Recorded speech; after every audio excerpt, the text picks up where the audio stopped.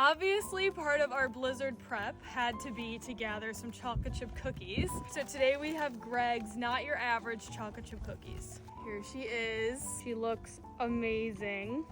Little break test. Ooh, a soft break. Okay. Texture is perfect. It's soft but crunchy at the same time. I know that sounds crazy, but like that's the description. Chocolate to cookie ratio is really, really good. No salt on the top, I don't think, but there's a good amount of salt in the cookie, so I'll let it slide.